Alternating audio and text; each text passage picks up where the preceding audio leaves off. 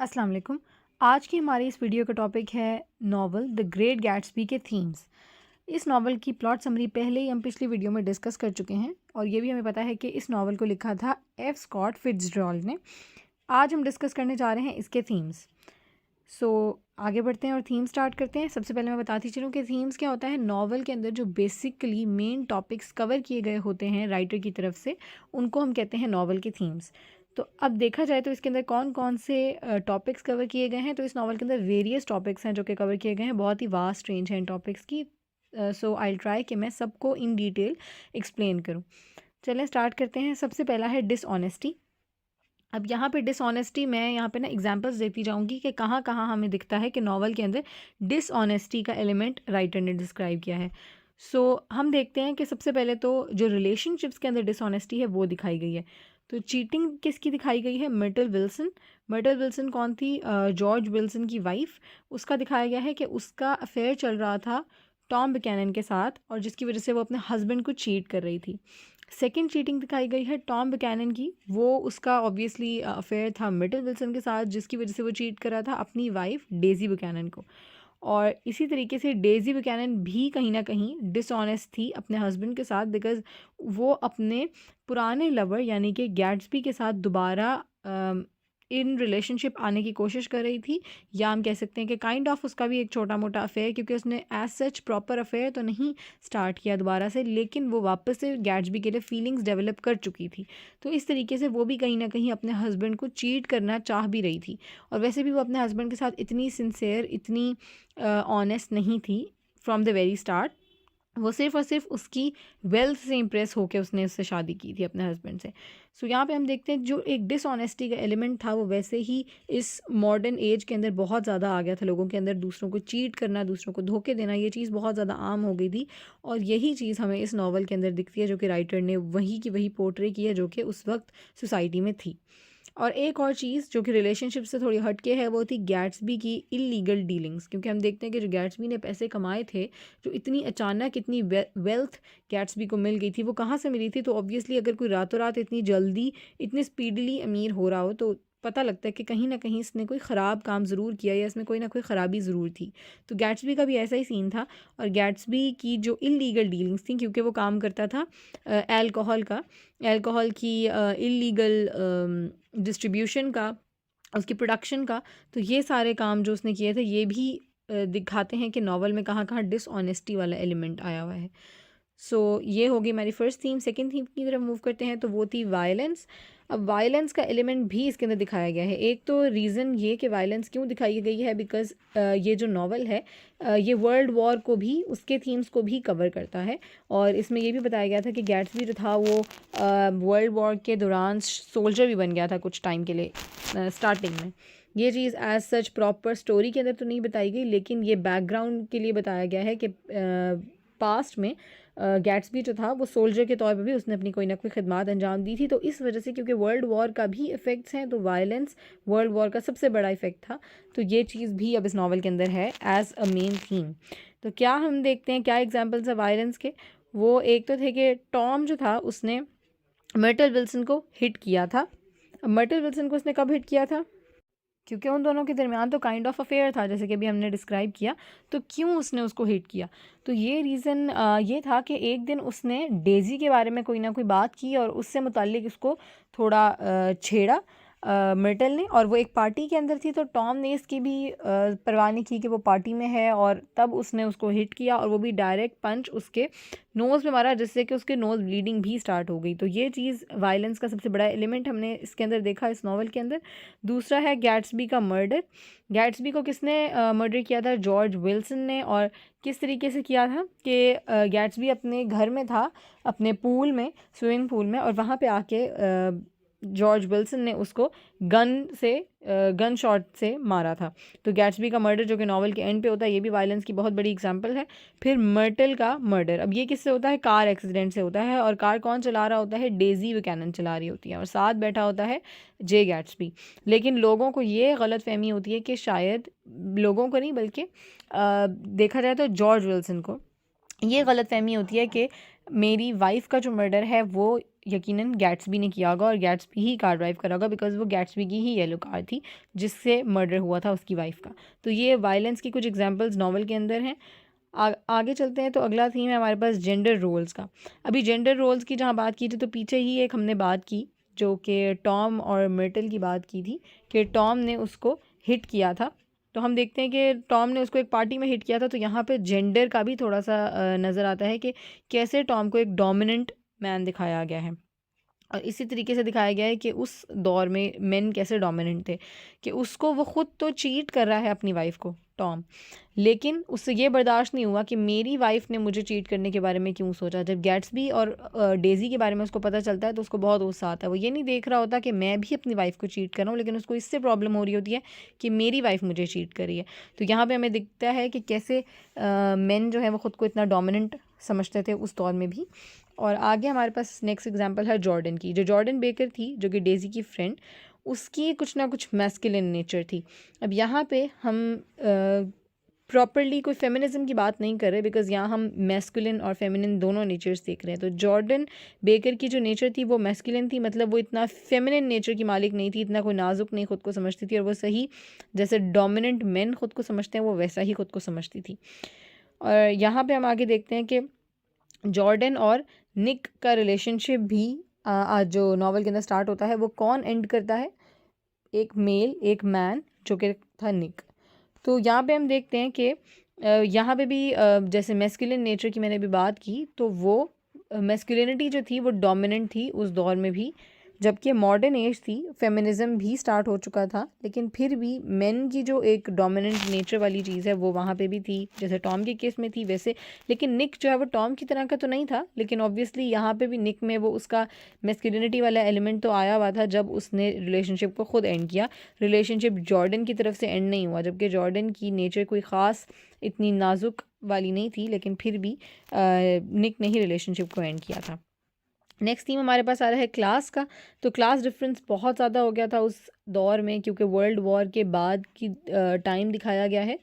तो मतलब जैसे वर्ल्ड वॉर के बिल्कुल एंडिंग और वर्ल्ड वॉर के एंड से लेके आगे तक का थोड़ा टाइम दिखाया गया है, तो इसके अंदर क्लास डिफरेंसेस बहुत ज़्यादा बढ़ गए थे। क्लासेस कौन सी थी?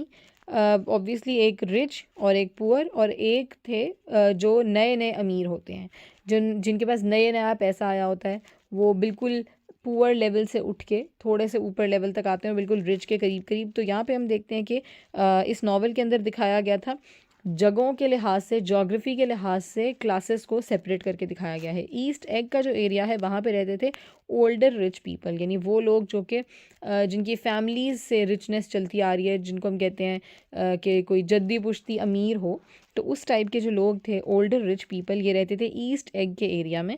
और इनकी एग्जांपल के लोग कौन थे, जैसे कि टॉम बुकैनन हो गई, टॉम बुकैनन हो गया, डेज़ी बुकैनन हो गई।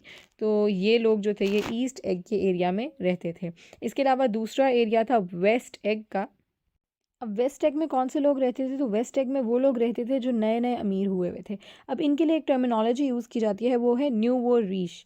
इसका मतलब होता है कि वो लोग जो कि नए नए अमीर हों और नीचे निचले तबके से उठ के ऊपर की तरफ को आएँ। तो यहाँ पे सबसे बेसिक और मेन एग्जांपल जो इस नावल के अंदर उनकी है वो है जे गैट्सबी की। और वेस्ट एग के एरिया में जे गैट्सबी ही था जो कि हमें नावल के अंदर मेन दिखाया गया है कैरेक्टर यहाँ रहता हुआ। इसके अलावा हमारे पास दूसरा, एक और तीसरा, बल्कि दूसरा तो वेस्ट एग था, तीसरा एरिया हमारे पास यहाँ पे आया है वैली ऑफ एशेस का। ये एरिया ऐसा था जो बिल्कुल हम कह सकते हैं कि बिल्कुल अनडेवलप्ड किस्म का और मैला और इस टाइप का एरिया, और ग्रेइश कलर से बहुत ज़्यादा इस एरिया को दिखाया गया है नावल के अंदर। और यहाँ ये ऐसा एरिया था जहाँ पे वो लोग रहते थे जिनके पास तकरीबन कोई मनी नहीं होती थी, जो कि पुअर थे, डेली वेजेस पे काम कर रहे हैं, जो पैसा डेली अर्न कर रहे हैं वही डेली खर्च हुई जा रहा है, पीछे कोई सेविंग्स खास नहीं है, और बहुत बुरे हालात में जो लोग बिल्कुल हैंड टू माउथ ज़िंदगी गुजारते हैं वो लोग। और इसमें मेन एग्जांपल है विल्सन्स की। जॉर्ज विल्सन, मिर्टल विल्सन, इनकी फैमिली रहती थी जो कि मेन कैरेक्टर्स में से एक है। तो इस एरिया में हम देखते थे कि इस टाइप के लोग हैं। तो हम देख रहे हैं कि कितना क्लास डिफरेंस है तमाम एरियाज़ में, कि उन एरिया में कौन कौन से लोग रहते थे। अगले थीम की तरफ बढ़ते हैं, तो वो है डिके। अब डिके किस किस चीज़ का इस नावल के अंदर दिखाया गया है? एक तो अगर हम मेनली देखें तो वो है गैट्सबी का मर्डर, क्यों? क्योंकि ये भी एक तरह का डिके है, एक तरह की तबाही है जो कि नावल के एंड में दिखाई गई है। एक ट्रैजिक एंडिंग के साथ नावल एंड होता है कि किस तरीके से जो हीरो ही हमें दिखाया गया था शुरू से, उसी का एंड में मर्डर कर दिया जाता है। और इसके अलावा किस चीज़ की डिस्ट्रक्शन या किस चीज़ का डिके दिखाया गया है, तो एक है अमेरिकन ड्रीम का डिके, या उसकी हम कह सकते हैं डेथ। वो क्या था, अमेरिकन ड्रीम क्या है, उसके लिए मुझे थोड़ा सा आप लोगों का अमेरिकन ड्रीम का जिक्र करना पड़ेगा। अमेरिकन ड्रीम ये था, आगे जाके चले मैं उसको थोड़ा डिटेल में डिस्कस करूँगी।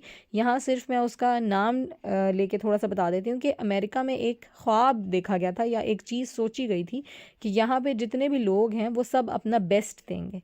जब सब लोग अपना बेस्ट देंगे तो हमारा मुल्क ऑटोमेटिकली तरक्की करेगा। सब लोग अपना इंडिविजुअल लेवल पे कुछ ना कुछ देंगे, अपना बेस्ट जितना हो सकता है, और फिर कलेक्टिवली पूरा मुल्क तरक्की करेगा। तो ये चीज़ जो थी ये अमेरिकन ड्रीम थी, और इसमें कहा गया था कि इस ख्वाब के तहत अमेरिका तरक्की करेगा। तो हम देखते हैं कि नावल में इस चीज़ की भी डेथ हो गई, इस ड्रीम की भी तबाही हो गई। ये ड्रीम कहीं पूरा नहीं हो पाया कि गैट्सबी ने तो अपने तरीके पे कोशिश की कि मैं अपने लेवल पे अपना बेस्ट दूं या अपने आप को ऊपर लेके जाऊं। हर शख्स जब अपने आप को ऊपर लेके जाने की कोशिश करेगा तो कलेक्टिवली मुल्क ऊपर जाएगा। ये था इसके पीछे सोच। लेकिन गैट्सबी खुद को ऊपर लेके जा रहे हैं, लेकिन मुल्क भी ऊपर नहीं गया। मुल्क क्यों ऊपर नहीं गया, तो आगे जब हम अमेरिकन ड्रीम को थोड़ा डिटेल में डिस्कस करेंगे, आगे थीम आने वाला है, तो मैं उसमें आप लोगों को भी बताऊंगी कि अमेरिकन ड्रीम की कैसे तबाही हुई। आगे चलते हैं, तो आगे है destruction in the valley of ashes. तो वैली ऑफ एशेज़ में क्या डिस्ट्रक्शन थी, तो जैसे मैंने अभी बताया कि वैली ऑफ एशेज़ का जो एरिया था वो ज़्यादातर ग्रे कलर से दिखाया जाता था। तो वो ऐसा क्यों होता था, बिकॉज ग्रे जो कलर है वो मट्टी, धूल और इस टाइप का कलर है, और डिस्ट्रक्शन जैसे कहीं पत्थर पड़े हैं तो इस टाइप के वो ग्रेइश सा और ब्राउनिश सा कलर चलता है। तो वही कलर जो है वही वैली ऑफ एशेस का दिखाया जाता था। तो दिखाया गया था कि वहाँ मुकम्मल तौर पे तबाही टाइप्स है, वहाँ की कोई चीज़ भी इतनी अच्छी डेवलप्ड या बिल्कुल अच्छी कोई रेनोवेट नहीं हुई हुई। बहुत ज़्यादा तबाही वाला मंजर हर वक्त वैली ऑफ एशेस में दिखाया जाता है नावल के अंदर। तो ये तीन चीज़ें जो है ये डिके के एलिमेंट को दिखाती हैं नावल के अंदर कि कहाँ कहाँ तबाही दिखाई गई है। आगे चलते हैं, तो आगे है रिलीजन। अब रिलीजन जो है वो एज सच कोई बहुत मेनली इस नावल के अंदर नहीं फोकस किया गया। एक मेजर थीम नहीं कहेंगे हम रिलीजन को, लेकिन रिलीजन या रिलीजन का मैंने थीम यहाँ पे इसलिए लिखा है बिकॉज गॉड का जो वर्ड है वो काफ़ी दफ़ा नावल के अंदर यूज़ किया गया है। अब वो कहाँ यूज़ किया गया है, तो जैसे वैली ऑफ एशेस का मैंने जिक्र किया था, उसके ऊपर एक बहुत बड़ा सा एडवर्टिजमेंट होर्डिंग था, बहुत बड़ा सा एक बोर्ड था जिसके ऊपर एडवर्टिजमेंट लगाई जाती है। तो वहाँ पे बाकी तो वो बोर्ड पूरा टूट फूट का शिकार हो गया था, सिर्फ उस पर एक चीज़ बची हुई थी, और वो थी दो बड़ी बड़ी आँखें जो कि थी डॉक्टर टी.जे. इकलबर्ग की। अब ये दो बड़ी बड़ी आँखें जो थी इनका जिक्र किया गया है as the eyes of God. जो हमारे नरेटर हैं नावल के, निक कैरेवे, वो कहते हैं कि वो इसका जिक्र करते हैं आइज़ ऑफ गॉड कह के, और वो ये भी कहते हैं कि ये आइज़ ऑफ गॉड इतने ऊंचे एडवर्टाइजमेंट होर्डिंग के ऊपर सिर्फ इसलिए रह गई हैं क्योंकि ये रिप्रेजेंट करती हैं इस चीज़ को कि इस दुनिया में जो कुछ भी हो रहा है, ज़मीन पे जो कुछ भी इंसान करते फिर रहे हैं, उस पर गॉड की नज़र है। मतलब ये इस तरह से हम इसको देख सकते हैं कि गॉड जो है वो दुनिया पे लोगों को देख रहा है कि वो किस तरह से एक दूसरे के साथ नाइंसाफ़ियाँ कर रहे हैं, एक दूसरे को धोखा दे रहे हैं और क्या कुछ कर रहे हैं, चीट कर रहे हैं। तो ये सारी चीज़ पे गॉड की नज़र है। तो इसीलिए इसमें थोड़ा सा हमें रिलीजियस एस्पेक्ट सिर्फ नज़र आता है कि गॉड का जिक्र किया गया और ये बताया गया है कि गॉड जो है वो ऊपर से सब लोगों को देख रहा है। और ये भी कि गॉड जो है वो यहाँ पे एक थोड़ा सा पेसिमिस्टिक व्यू गॉड की तरफ से ये भी बताया गया है कि गॉड जो है वो कुछ भी नहीं कर रहा, कोई भी रोल प्ले नहीं कर रहा इन मर्डर्स को स्टॉप करने में जो कि इस नावल के दौरान हुए जा रहे हैं, या इस जो भी गलत काम कर रहे हैं लोग एक दूसरे के साथ इस दुनिया में, इनको स्टॉप करने के लिए गॉड कोई भी रोल प्ले नहीं कर रहा। सिर्फ जो है वो लोगों पे नज़र रखे हुए, लेकिन एटलीस्ट ये कि लोगों पे नज़र तो रखे हुए है, मतलब लोगों को कहीं ना कहीं ये चीज़ का खौफ होना चाहिए कि हम पे नज़र रखी हुई है किसी एक अल्टीमेट और सुप्रीम पावर ने। सो मूव करते हैं नेक्स्ट पे, वो है वर्ल्ड वॉर का थीम। वर्ल्ड वॉर में क्या हम इस नावल में मैंने जैसे कि पहले भी जिक्र किया था कि जे गैट्सबी वो पहले एक सोल्जर था वर्ल्ड वॉर के दौरान, उसने अपने मुल्क की तरफ से ये खिदमत अंजाम दी थी। और इसके अलावा वर्ल्ड वॉर के साइड इफ़ेक्ट्स दिखाए गए हैं इस नावल के अंदर। वो क्या हैं, एक मॉरल करप्शन और एक क्लास डिफरेंस। क्लास डिफरेंस जैसे कि मैंने पहले भी जिक्र किया और मोरल करप्शन का भी जिक्र हो चुका है, फिर भी यहाँ पे एक और दफ़ा रिपीट कर देती हूँ। मोरल करप्शन ये कि जैसे कि लोग एक दूसरे को चीट करने लग गए थे, डिसऑनेस्टी का शिकार हो गए थे, गलत कामों में पड़ गए थे। जैसे सबसे बड़ी एग्जांपल इसकी हम जे गैट्सबी की ले सकते हैं कि उसने अपना ये जो दौलतमंद होने की ख्वाब को पूरा किया, या जो इसका गोल था कि मैंने दौलतमंद बनना है डेज़ी के लिए, उसको उसने पूरा किया। लेकिन कैसे पूरा किया उसने? गलत कामों में पड़ के बूट लेगिंग यानी कि इलीगल डिस्ट्रीब्यूशन प्रोडक्शन अल्कोहल की और उसके थ्रू उसने पैसे कमाए। लेकिन इसमें क्या हो गया, उसकी मॉरल करप्शन यानी कि अखलाकियत से गिरा हुआ काम किया उसने। और इसी तरीके से दूसरे लोगों की भी मिसाल है इस नावल के अंदर कि जैसे हस्बैंड एंड वाइफ के रिलेशनशिप के अंदर कितनी चीटिंग्स हैं जिनका पहले मैं जिक्र कर चुकी हूँ। टॉम बुकैनन का अफेयर चल रहा है और उसकी वाइफ जो है डेज़ी बुकैनन, उसकी फीलिंग्स उजागर हो रही हैं जे गैट्सबी के लिए। तो मतलब इस तरह के जो रिलेशनशिप्स के अंदर चीटिंग के पहलू हैं, डिसऑनेस्टी का है, धोखाधड़ी, ये सारी चीज़ें मॉरल करप्शन के अंदर ही आ जाती हैं, जिनका जिक्र पहले भी हो चुका था। क्लास डिफरेंस की क्या बात है कि वर्ल्ड वॉर जब एंड हुई है तो उसके बाद से लोगों ने बहुत ज़्यादा अमीर होने का ख्वाब अपना पूरा करने की कोशिश की, क्योंकि उनको पता लगा कि हमारी ज़िंदगी जो है उसकी कोई वैल्यू नहीं, हमारी ज़िंदगी जो है वो किसी भी वक्त अचानक से ख़त्म हो जाएगी। इतने सारे लोगों को अपने सामने मरते देख के उन लोगों ने यही कहा कि हमारी जो ज़िंदगी है उसका भी कोई भरोसा नहीं है, आज है कल नहीं है, तो इससे बेहतर है कि हमारी लाइफ हमें जितनी मिली है उसको अच्छे से जी लें, उसमें अच्छे से जो कुछ हम कर सकते हैं, जो इन्जॉयमेंट, जो दौलत इकट्ठी कर सकते हैं वो हम करें। तो इस चक्कर में सब ने दौलत को बहुत ज़्यादा हासिल करने की कोशिश की। उसमें काफ़ी लोगों ने इलीगल काम किए, जो भी किया, लेकिन उससे ये हुआ कि क्लास डिफरेंस बहुत बढ़ गया। कुछ लोग बहुत जल्दी से अमीर हो गए, लेकिन उसके बरक्स कुछ लोग जो है वो बहुत जल्दी से गरीब भी हो गए। उन लोगों के हाथ कुछ नहीं आ सका सिवाय गरीबी के, वो गरीब के गरीब रह गए, बल्कि उससे भी मज़ीद गरीब तर होते चले गए। अब हमारे पास नेक्स्ट थीम जो है वो है रोरिंग ट्वेंटीज़। रोरिंग ट्वेंटीज़ जो है वो 1920s के पूरा एक हम कह सकते हैं कि 10 साल का जो अरसा था जो कि 20s की रेंज में गुजरा था, उसको हम कहते हैं रोरिंग ट्वेंटीज़। ये जो टाइम पीरियड था ये वर्ल्ड वॉर 1 के बाद का था। वर्ल्ड वॉर 1 जो कि स्टार्ट हुई थी 1914 में और एंड हुई थी 1918 में। तो इसके ही 2 साल बाद जब 20s की पूरी रेंज शुरू हो जाती है ईयर्स में, तो उस पूरे एरा को हम अमेरिकन जब हम लिहाज से पढ़ते हैं तो उसको हम रोरिंग ट्वेंटीज़ कहते हैं। अब इसके क्या कुछ कैरेक्टरिस्टिक्स हैं मेन जिनकी वजह से ये स्पेशल जाना जाता है। तो इसके हैं, पहला हिपोक्रेसी। हिपोक्रेसी यानी कि मुनाफकत, यानी कि हम अंदर से कुछ हों बाहर से कुछ हों, हम अंदर से कुछ और हों दूसरों के सामने कुछ और प्रिटेंड करें। तो इस नावल के अंदर भी हमें यही चीज़ नज़र आती है कि अंदर से कोई कुछ है, बाहर से किसी को चीट कर रहा है, किसी को धोखा दे रहा है, कोई अपना अफेयर किसी से छुपा रहा है, कोई अपना इलीगल काम किसी से छुपा रहा है। तो हम अंदर से कुछ और बने हुए थे और बाहर से इस नावल में जो लोग थे वो कुछ और बने हुए थे। दूसरी चीज़ जो है वो है इकोनॉमिक डिप्रेशन। इकोनॉमिक डिप्रेशन यानी कि इस जो एज है, जैसे मैंने पहले भी जिक्र किया था पीछे दूसरे थीम्स में, कि वर्ल्ड वॉर 1 के जो बाद का टाइम था उसमें लोगों को अपनी मौत जो है वो हमेशा ऐसा लगता था कि बिल्कुल सामने ही खड़ी है, क्योंकि उन्होंने वर्ल्ड वॉर 1 में इतने लोगों को मरते हुए देखा था कि अब उनको ज़िंदगी पे से उनका एतबार उठ गया था। तो इसमें उन्होंने ये चीज़ सोची कि जो भी है अब हमारे पास यही दिन हैं जिनको हम अच्छे से गुजार सकते हैं। तो इसलिए उन्होंने सही, उनके पास जो भी पैसा था उसको सही गलत देखे बगैर यूज़ करना शुरू कर दिया और बेतहाशा इस्तेमाल पैसे का। और उससे ये हुआ कि उस टाइम तो बहुत ही ज़्यादा इकनॉमिक लिहाज से बहुत ही ज़्यादा एक अपलिफ्ट देखने को मिला कि लोग जो है, जाहिर सी बात है जब कुछ लोग ज़्यादा खर्च करेंगे तो वो दूसरों की जेब में जाएगा। हम अगर दुकान से सामान ज़्यादा खरीदेंगे तो वो दुकानदार की जेब में जाएगा, उसके भी हालात अच्छे होंगे, लेकिन ये साथ साथ होगा कि हमारे हालात जो हैं वो अच्छे नहीं रहेंगे ज़्यादा। तो ये चीज़ होगी। तो अब ये करते करते जब उस टाइम तो एक इकोनॉमिक अपलिफ्ट था, लेकिन बाद में क्या हुआ कि इकोनॉमिक डिप्रेशन की तरफ ये चला गया कि एट लास्ट फाइनल अगर हम स्टेजेस की तरफ जाएं इस रोरिंग 20s के टाइम पीरियड के, तो उसमें अच्छा हाल नहीं था मार्केट का और इकोनॉमिक जो सिचुएशन थी पूरी वो बाद में तबाही की तरफ चली गई। फिर तीसरा है ऑप्टिमिज़म। ऑप्टिमिज़म यानी कि होपफुलनेस। तो इसमें यह है कि जहाँ कुछ लोग बुरे रवैयों का शिकार थे, बुरे कामों में पड़े हुए थे, वहीं पे कुछ लोग ऐसे भी थे जो कि ऑप्टिमिज़म रखते थे, मतलब होपफुल थे कि होप, जैसे हम कहते हैं कि होप फॉर द बेस्ट। तो कुछ लोग ऐसे भी थे जो कि अच्छे की उम्मीद रखते थे कि एक ना एक दिन सब कुछ ठीक हो जाने वाला है। मूव करते हैं नेक्स्ट थीम की तरफ जो कि है जैज़ एज। जैज़ एज यानी कि जो रोरिंग 20s है उसी ही दौर को तकरीबन जैज़ एज भी कहा जाता है, लेकिन नाम अलग क्यों है? क्योंकि ये जो जैज़ एज है ये जैज़ म्यूज़िक के स्टार्ट और जैज़ म्यूज़िक की पॉपुलैरिटी के टाइम को कहा जाता है। अब जैज़ म्यूज़िक का था, जैसे जैज़ म्यूज़िक, जैज़, फिर उसी म्यूज़िक के ऊपर थोड़ा पॉप डांस टाइप, तो ये सारे जो मेन कैरेक्टरिस्टिक्स हैं ये हैं जैज़ एज के।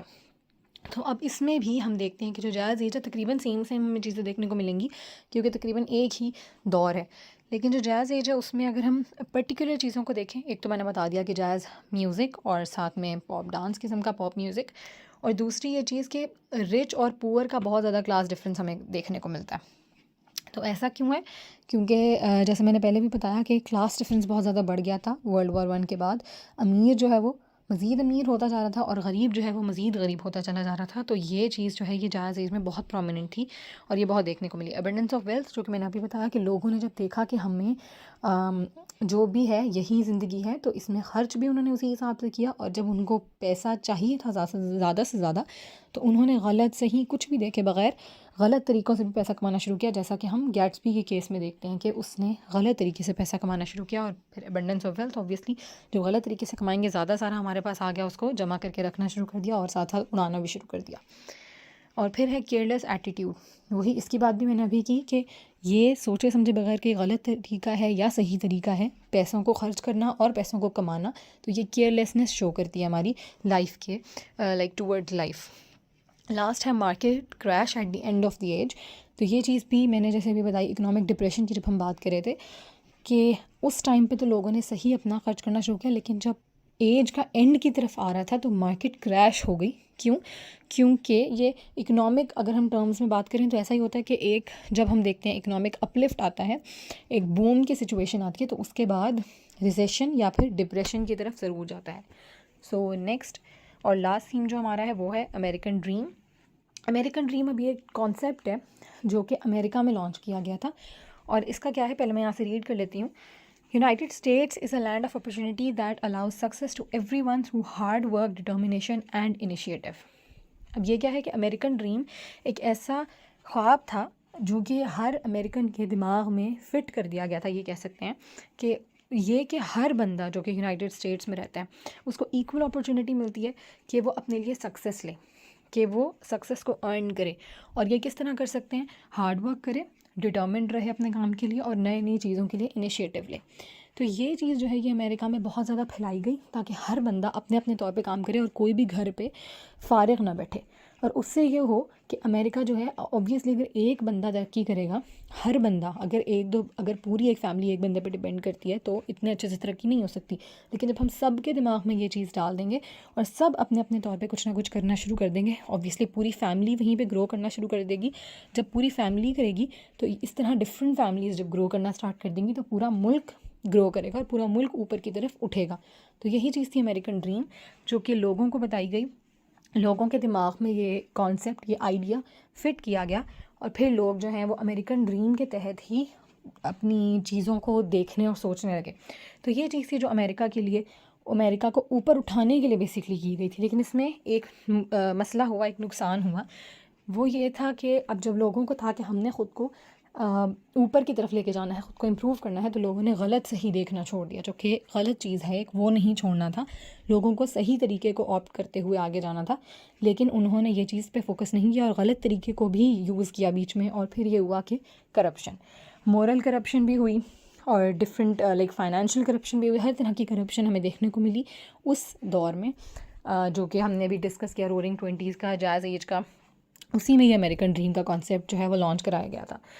क्योंकि अब वर्ल्ड वॉर के बाद जबकि कंट्रीज़ की हालात अच्छे नहीं थे, तो ऑब्वियसली हर कंट्री अपने आप को ऊपर लेके जाना चाहता था, तो अमेरिका ने भी ये आइडिया एक लॉन्च किया, लेकिन उसका नुकसान भी देखने को मिला। सो यहाँ पे हमारे थीम्स होते हैं कंप्लीट।